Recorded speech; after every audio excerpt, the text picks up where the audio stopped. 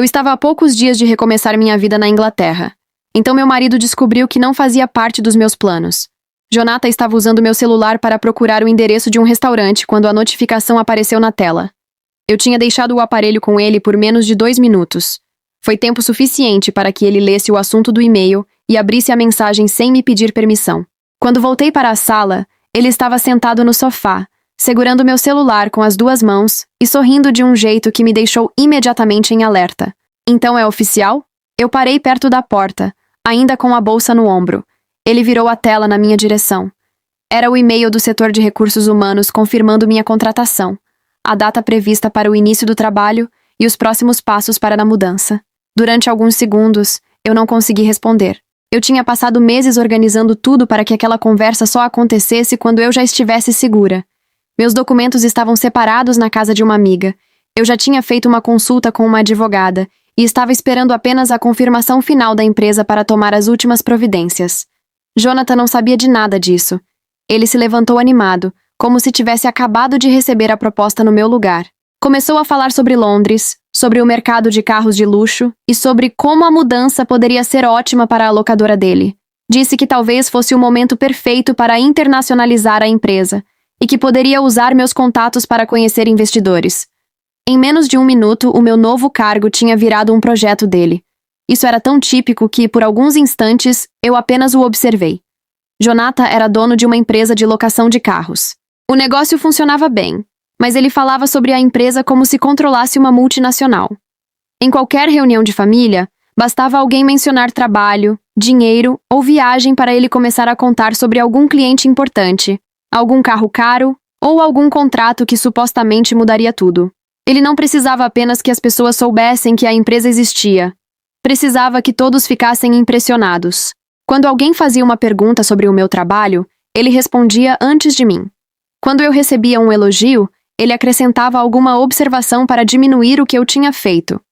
Se eu contava que tinha fechado um projeto difícil, ele dizia que eu só conseguira porque não precisava me preocupar com as contas da casa, o que nem era verdade. Nós dividíamos praticamente todas as despesas. Durante muito tempo, eu interpretei aquilo como insegurança. Depois comecei a perceber que era mais do que isso. Jonathan realmente se incomodava quando a atenção saía dele. O processo seletivo para a empresa inglesa tinha durado quase 4 meses. Foram entrevistas, testes, apresentações e conversas com profissionais de diferentes setores. Eu não tinha me candidatado por impulso. Trabalhei anos para construir a experiência que me levou até aquela oportunidade. Mesmo assim, não contei nada a Jonathan. Na primeira entrevista, eu ainda pensava que poderia dividir a novidade com ele caso avançasse no processo. Mas naquela mesma semana, fui escolhida para liderar um projeto importante no meu trabalho atual. Comentei durante o jantar, esperando ao menos uma reação positiva. Ele largou o garfo e perguntou se eu realmente estava preparada para assumir tanta responsabilidade. Depois disse que a empresa provavelmente só tinha me escolhido porque ninguém mais queria lidar com o problema. Quando viu que eu fiquei em silêncio, riu e falou que estava apenas tentando me manter com os pés no chão. Naquela noite, decidi que o processo seletivo seria meu. Eu fazia as entrevistas no horário do almoço ou esperava Jonathan sair para visitar clientes. Em uma delas, ele voltou para casa antes do previsto e entrou no escritório sem bater. A recrutadora estava falando quando ele apareceu atrás de mim e perguntou, alto o bastante para ser ouvido, com quem eu estava conversando. Tentei encerrar o assunto, mas ele aproximou o rosto da câmera e se apresentou. Falou o próprio nome, mencionou a locadora e fez uma brincadeira sobre eu estar procurando outro emprego escondida. A recrutadora riu de forma educada, mas eu percebi o desconforto dela. Depois que a ligação terminou, Jonathan quis saber qual empresa era. Eu disse que se tratava apenas de uma conversa profissional e que ainda não havia nada decidido. Ele passou o restante do dia fazendo comentários sobre pessoas que abandonavam empregos estáveis para perseguir fantasias. No dia seguinte, agiu como se nunca tivesse perguntado nada. A partir dali, fui ainda mais cuidadosa. Quando recebi a proposta, senti medo antes de sentir felicidade. O salário era melhor, o cargo representava um avanço real, e a empresa ajudaria com parte da mudança. Eles também tinham uma equipe acostumada a orientar funcionários estrangeiros durante a adaptação. Mas o que mais importava para mim era a distância. Eu já queria sair do casamento havia quase 2 anos. Tinha tentado conversar com Jonathan algumas vezes, mas ele sempre conseguia transformar a situação. Ou chorava e dizia que eu estava desistindo dele, ou ficava agressivo e me acusava de ingratidão. Depois prometia mudar, passava alguns dias gentil e lentamente voltava ao mesmo comportamento. Sempre que eu tentava conquistar algum tipo de independência, ele criava um problema. Se eu guardava dinheiro, aparecia uma despesa da empresa que ele dizia ser urgente. Se eu marcava alguma coisa sem consultá-lo, fazia questão de demonstrar que eu estava desrespeitando o casamento. Se eu passava tempo com amigas, dizia que elas estavam colocando ideias na minha cabeça. Tivemos discussões sobre ter filhos, mas eu nunca me senti segura o suficiente para dar esse passo. Hoje reconheço que essa foi uma das poucas decisões em que consegui manter meu limite. Jonathan dizia que uma criança nos aproximaria, mas eu tinha medo de que acontecesse exatamente o contrário. Sem filhos, minha saída ainda era complicada. Com uma criança, ele teria encontrado uma forma de me prender por muito mais tempo. Por isso, a Inglaterra não era apenas uma promoção. Era uma saída concreta. Eu já tinha aceitado a proposta, embora Jonathan ainda não soubesse. Também tinha enviado cópias dos meus documentos para a empresa e começado a procurar apartamentos temporários. Meu plano era comunicar a separação somente depois de definir onde ficaria até a viagem. Mas agora ele estava no meio da sala, falando sobre abrir uma filial da locadora na Inglaterra e calculando quanto poderia cobrar pelo aluguel de carros para brasileiros. A gente vai ter que vender algumas coisas, ele disse. Mas dá para manter a empresa funcionando daqui. Eu volto uma vez por mês e você fica cuidando da parte dos contatos lá. Peguei meu celular da mão dele. Jonathan continuou sorrindo, mas os olhos dele mudaram quando percebeu que eu não estava compartilhando o entusiasmo. A proposta não inclui você.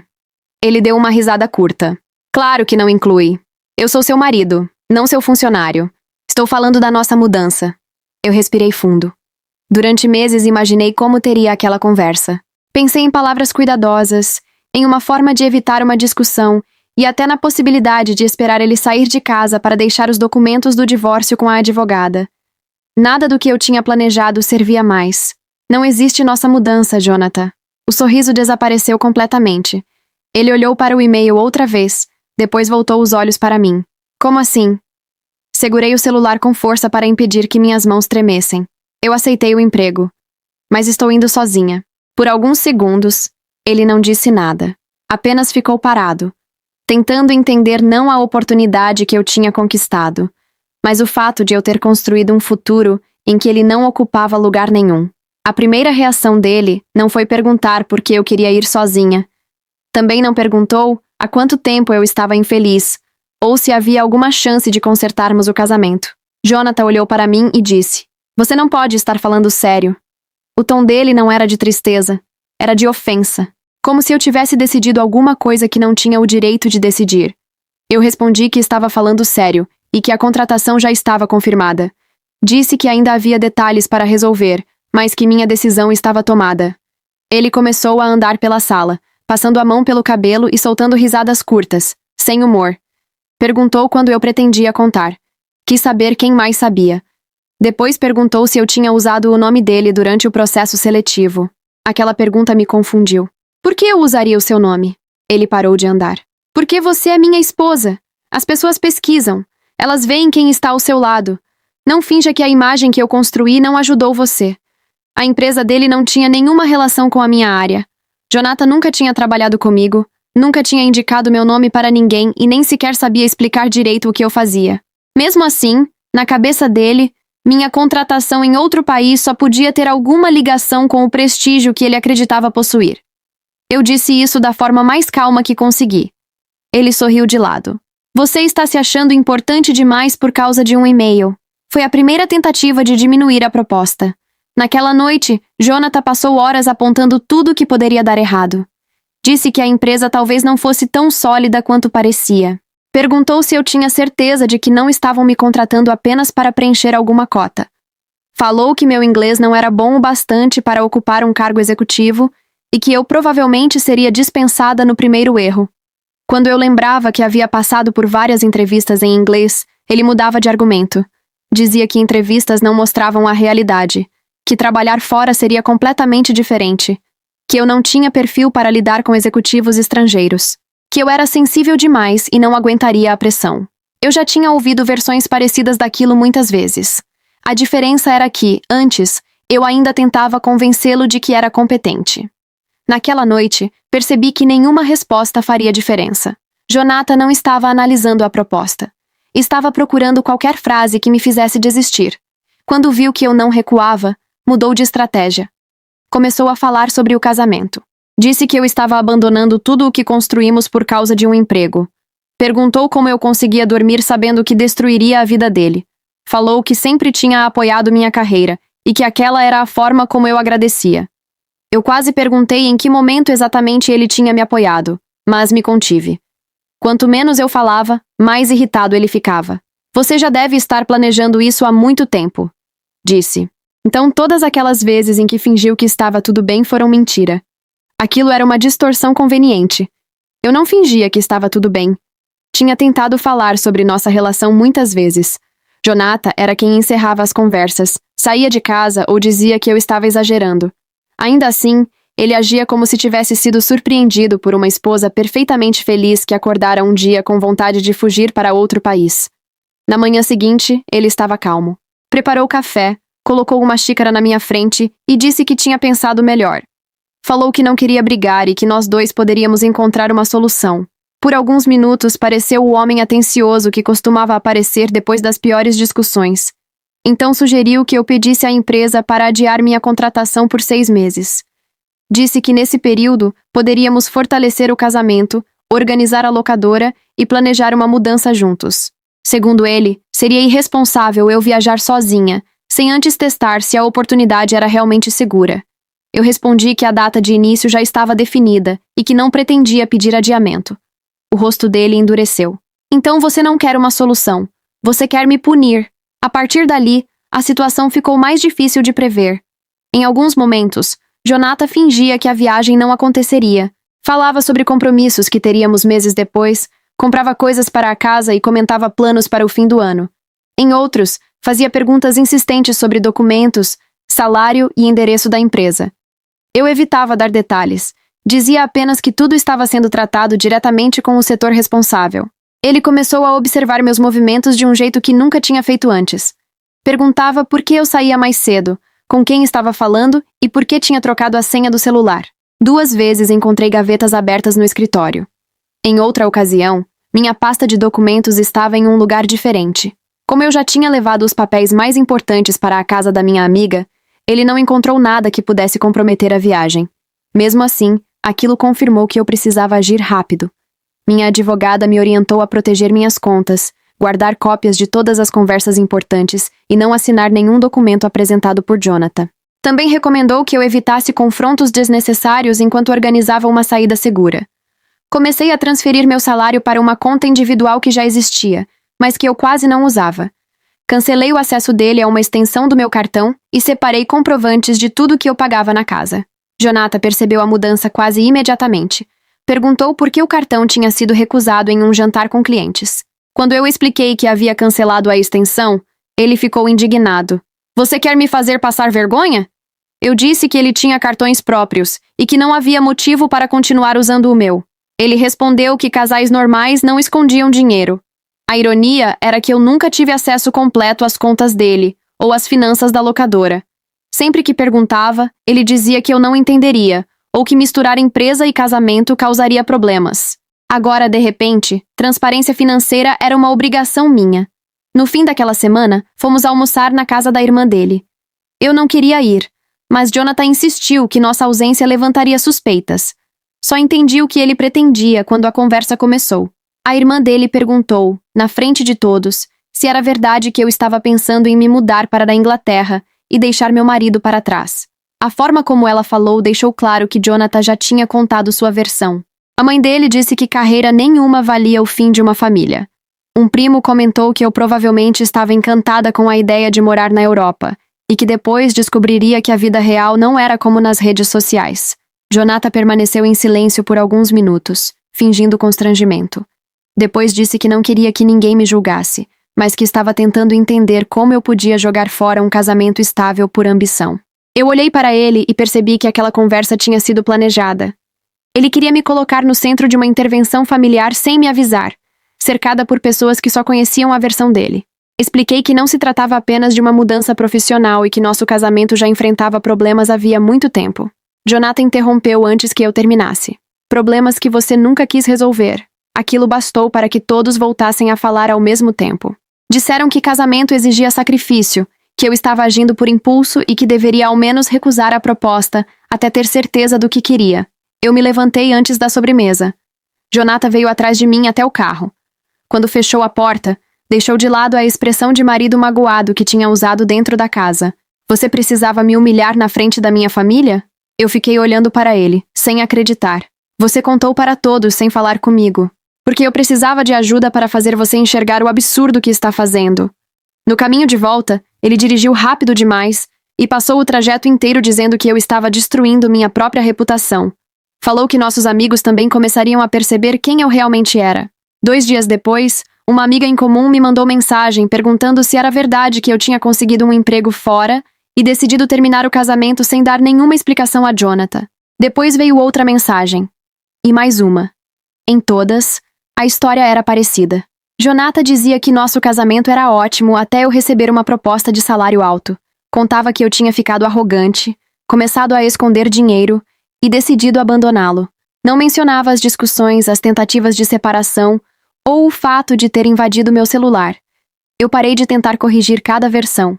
Estava concentrada em cumprir os prazos da contratação, mas ele começou a criar obstáculos pequenos o bastante para parecerem acidentes. Na manhã de uma reunião importante com a equipe inglesa, a internet de casa parou de funcionar. Jonathan disse que também não sabia o motivo. Mais tarde descobri que o cabo do roteador tinha sido retirado. Em outra ocasião, passei quase 1 hora procurando meu passaporte. Encontrei dentro de uma caixa no armário dele, embora tivesse certeza de que o deixara em uma pasta na noite anterior. Quando perguntei como tinha ido parar ali, ele disse que devia ter guardado para me ajudar e esquecido. Eu não acreditava mais em coincidências. Passei a fazer todas as reuniões fora de casa e deixei o passaporte com minha amiga. Jonathan percebeu que eu estava restringindo o acesso dele aos preparativos, mas fingiu não se importar. Durante alguns dias, voltou a agir com confiança. Disse para a família que eu estava começando a compreender que a mudança era inviável. Contou a um amigo na minha frente que eu provavelmente recusaria a proposta porque não conseguiria viver longe dele. Eu não o corrigi. A orientação da advogada era simples. Enquanto ele acreditasse que ainda tinha influência sobre minha decisão, eu teria mais espaço para organizar minha saída. Então comecei a responder menos. Quando ele criticava meu inglês, eu apenas dizia que pensaria no assunto. Quando perguntava sobre a viagem, falava que ainda estava avaliando algumas coisas. Jonathan interpretou meu silêncio como vitória. Voltou a falar da empresa, dos clientes e de como eu finalmente estava percebendo que um cargo no exterior não era tão importante quanto a vida que ele tinha construído. Foi nesse período que a responsável pela minha contratação me ligou fora do horário combinado. A voz dela estava mais séria do que de costume. Disse que a empresa tinha recebido uma denúncia a meu respeito e que, antes de avançar com os últimos documentos, precisava conversar comigo sobre acusações graves relacionadas à minha conduta profissional. Meu primeiro impulso foi perguntar se a proposta tinha sido cancelada. A responsável pelo recrutamento, Claire, respondeu que nenhuma decisão havia sido tomada. Disse apenas que a empresa precisava investigar qualquer informação que pudesse afetar uma contratação daquele nível. Ela explicou que um homem tinha ligado naquela manhã alegando ter trabalhado comigo. Ele disse que preferia não se identificar porque temia sofrer represálias, mas afirmou que eu era instável, desonesta e que costumava assumir o mérito pelo trabalho de outras pessoas. Segundo ele, eu também teria mentido sobre algumas experiências mencionadas no currículo e estaria usando a vaga apenas como uma forma de entrar no país. Enquanto Claire falava, senti uma pressão no peito que tornou difícil respirar normalmente. Eu sabia quem tinha feito aquilo. Não tinha uma gravação, nenhuma prova e nem sequer tinha ouvido a voz da pessoa. Mesmo assim, não consegui pensar em mais ninguém que soubesse detalhes suficientes sobre a contratação e tivesse interesse em impedir minha viagem. Perguntei o que aconteceria a partir dali. Claire disse que as acusações seriam analisadas formalmente. A empresa entraria novamente em contato com minhas referências, confirmaria os projetos citados durante as entrevistas e verificaria os documentos apresentados. Também me dariam a oportunidade de responder a cada alegação. Ela falou de maneira profissional e cuidadosa, mas eu só conseguia pensar que Jonathan tinha conseguido alcançar uma parte da minha vida a qual eu acreditava que ele não teria acesso. Senti vergonha. Não porque as acusações fossem verdadeiras, mas porque teria que explicar a uma empresa estrangeira que meu próprio marido estava tentando destruir minha contratação. Contei que estava em processo de separação e que ele havia descoberto a proposta poucos dias antes. Expliquei também que, desde então, vinha tentando me convencer a desistir e interferindo nos preparativos da viagem. Claire ficou alguns segundos em silêncio. Depois perguntou se o nome do meu marido era Jonathan. Meu estômago se contraiu.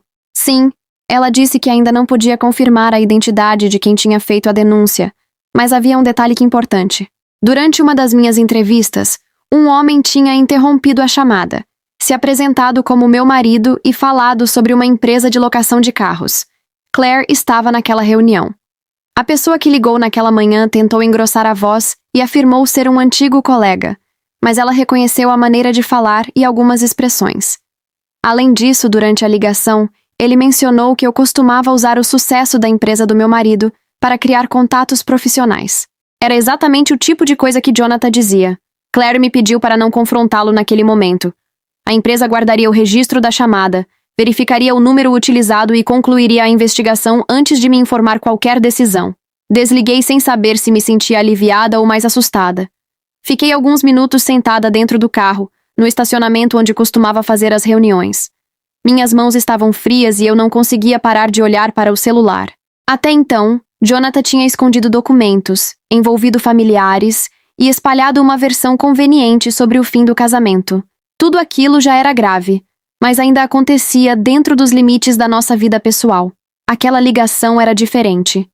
Ele estava disposto a prejudicar uma carreira que eu levei anos para construir. Preferia me ver desempregada e insegura a aceitar que eu poderia ter uma vida boa sem ele. Não era medo de perder o casamento. Era medo de perder o controle.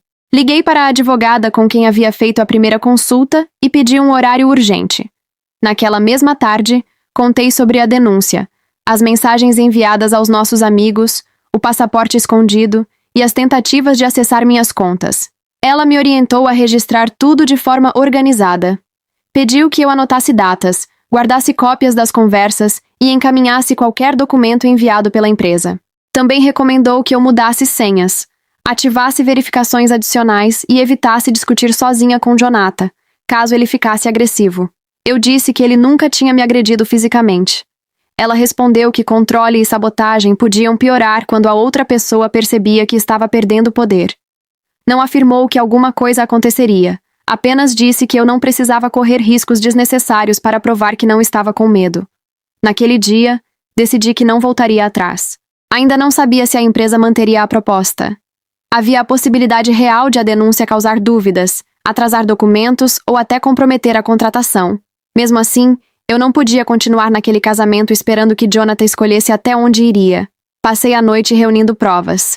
Encontrei mensagens em que ele dizia que eu fracassaria no exterior, outras em que ameaçava contar para todos que eu estava abandonando o casamento, e uma conversa na qual exigia que eu revelasse o nome dos responsáveis pela contratação. Também fotografei o local onde havia encontrado meu passaporte e salvei as mensagens das pessoas que me procuraram depois de ouvir a versão dele. Jonathan chegou tarde e me encontrou no sofá assistindo televisão. Perguntou se eu havia recebido alguma notícia da Inglaterra. Eu quase olhei para ele de um jeito diferente, mas me controlei. Ainda estão analisando algumas coisas. Ele tirou os sapatos e se sentou na outra ponta do sofá. Eu avisei que não era tão simples. O comentário confirmou tudo sem que ele precisasse confessar. Nos dias seguintes, segui a orientação da advogada e deixei que ele acreditasse que estava vencendo.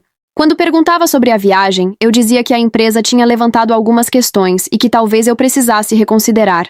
Não contei que eles estavam investigando a denúncia, nem que Claire tinha reconhecido a voz dele. Jonathan ficou visivelmente mais tranquilo. Parou de procurar meus documentos e voltou a sair para encontros com clientes. Começou a agir como se o problema já estivesse resolvido. Em um jantar com amigos, contou que eu tinha recebido uma proposta no exterior, mas percebera que não fazia sentido abandonar uma vida estável por uma aventura. Disse que eu era competente, porém impulsiva, e que às vezes precisava dele para tomar decisões com mais calma. Todos olharam para mim esperando confirmação. Eu apenas disse que ainda estava resolvendo algumas questões profissionais. Jonathan interpretou minha resposta como concordância. Na volta para casa, falou que eu finalmente estava voltando a ser racional. Disse que poderíamos esquecer aquela fase e começar a tentar ter um filho no ano seguinte. Aquilo me deu mais certeza de que eu precisava sair antes que ele encontrasse outra forma de me prender. Enquanto fingia estar indecisa, organizei minha mudança. Minha amiga concordou em me receber por algumas semanas caso fosse necessário sair de casa antes da viagem. Transferi objetos pessoais importantes aos poucos, sempre dentro de bolsas comuns, para que Jonathan não percebesse. A advogada preparou o pedido de divórcio e me explicou quais documentos ainda faltavam. Como parte das nossas finanças era separada, o processo não seria simples, mas também não dependeria da autorização dele. Eu tinha passado anos acreditando que Jonathan poderia impedir uma separação apenas porque se recusava a aceitá-la. Descobrir que eu não precisava da permissão dele foi estranho. Parecia óbvio quando a advogada dizia, mas dentro do casamento eu havia me acostumado a tratar qualquer decisão como algo que precisava ser negociado até ele concordar. A empresa inglesa voltou a entrar em contato 4 dias depois. Dessa vez, Claire estava acompanhada por um representante do setor jurídico e pela diretora que seria minha superior. Eles confirmaram que todas as minhas referências profissionais tinham validado as informações apresentadas. Os projetos, cargos e resultados mencionados nas entrevistas também haviam sido comprovados. A denúncia não possuía nenhum documento, exemplo concreto ou testemunha. O número usado na ligação estava registrado em nome da empresa de locação de carros de Jonathan. Claire disse que, diante daqueles dados e do reconhecimento da voz, a empresa concluiu que se tratava de uma tentativa pessoal de interferir na contratação. A proposta estava mantida. Eles ajustariam alguns prazos por causa da investigação, mas continuariam oferecendo apoio para a mudança. Também me enviariam uma declaração por escrito sobre a ligação, caso eu precisasse apresentá-la durante o divórcio. Eu agradeci tentando manter a voz firme, mas chorei assim que a reunião terminou. Não era apenas alívio pelo emprego. Era a confirmação de que Jonathan tinha tentado me destruir e, pela primeira vez, não tinha conseguido me convencer de que eu estava exagerando. Naquela noite, ele chegou em casa sorrindo e colocou uma garrafa de vinho sobre a mesa. Disse que queria comemorar o fato de eu finalmente ter escolhido nosso casamento.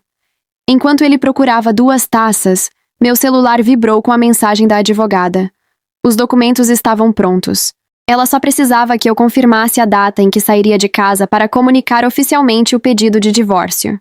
Olhei para Jonathan na cozinha, abrindo a garrafa como se tivesse vencido alguma disputa que só existia na cabeça dele. Ele colocou vinho nas 2 taças e empurrou uma na minha direção. Eu sabia que você ia perceber o que realmente importa. Segurei a taça, mas não bebi. Perguntei o que ele achava que eu tinha percebido. Jonathan respondeu que nenhuma empresa estrangeira seria mais importante do que o nosso casamento.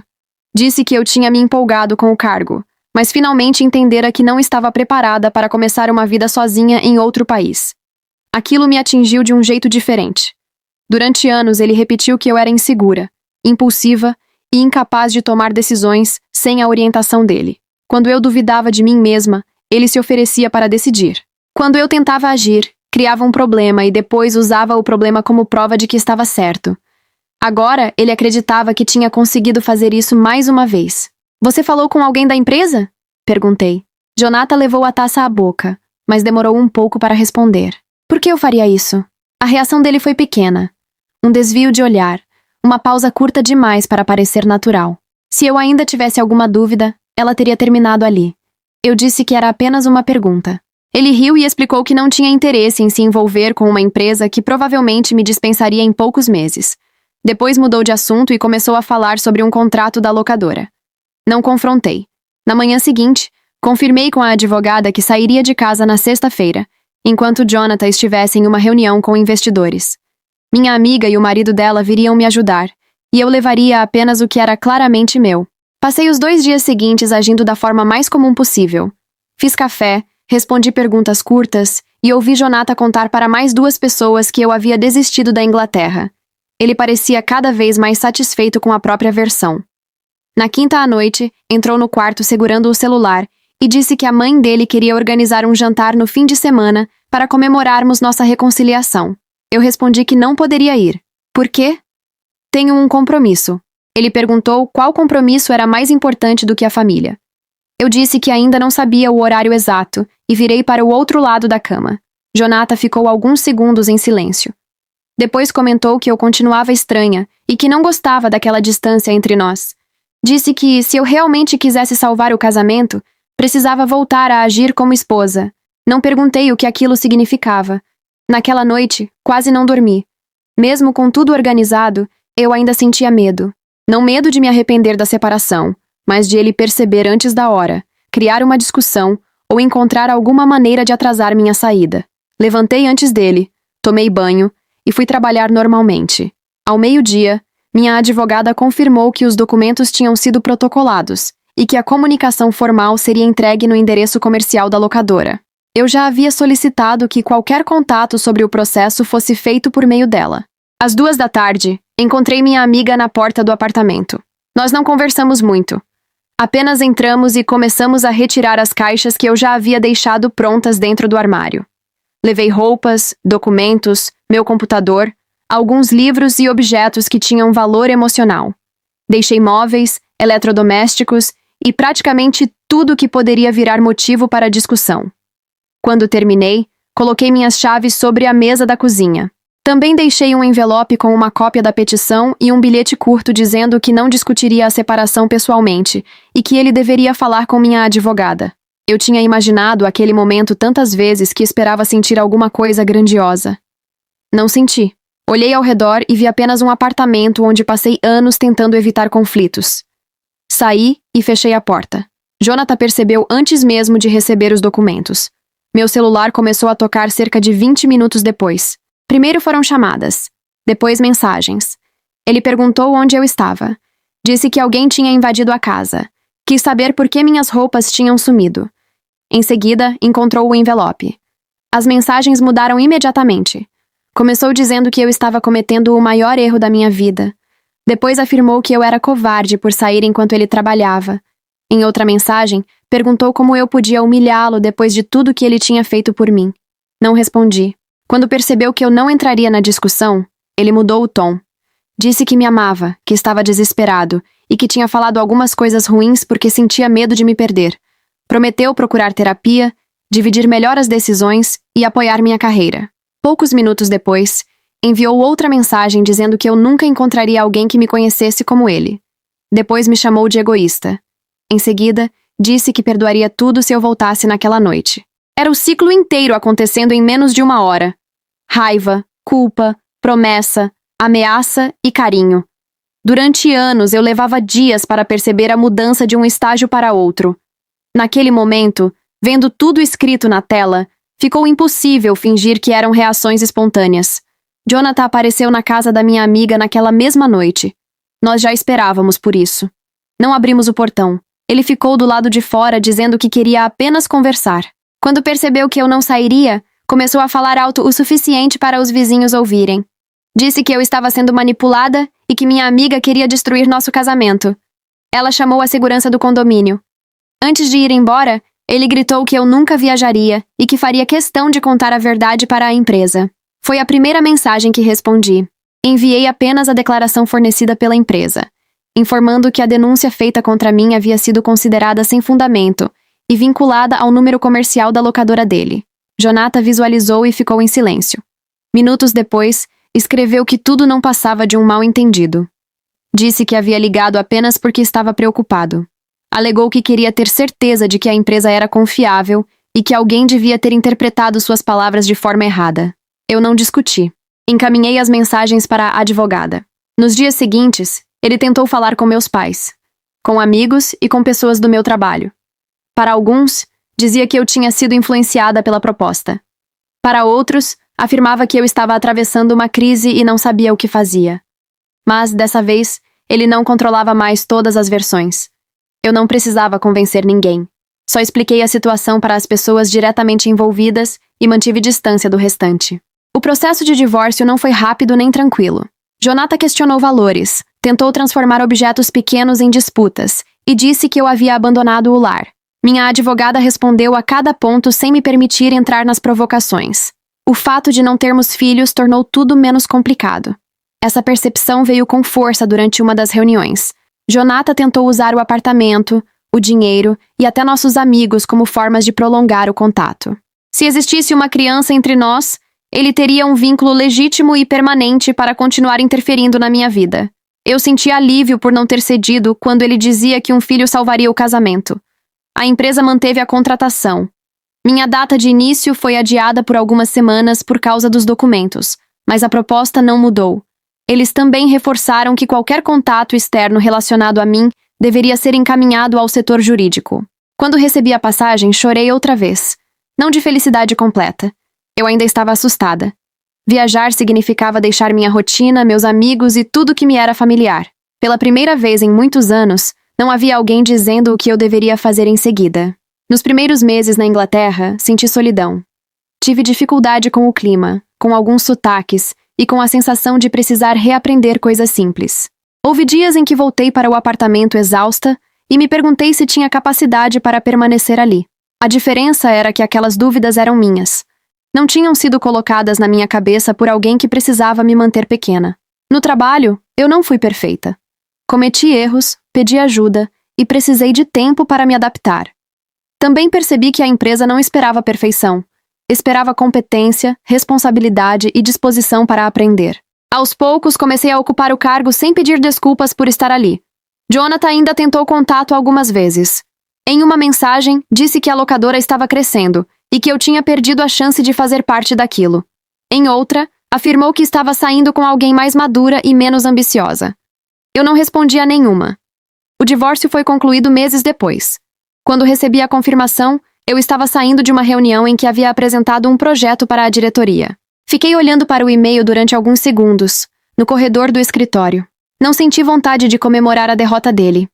Senti alívio por minha vida não depender mais das reações dele.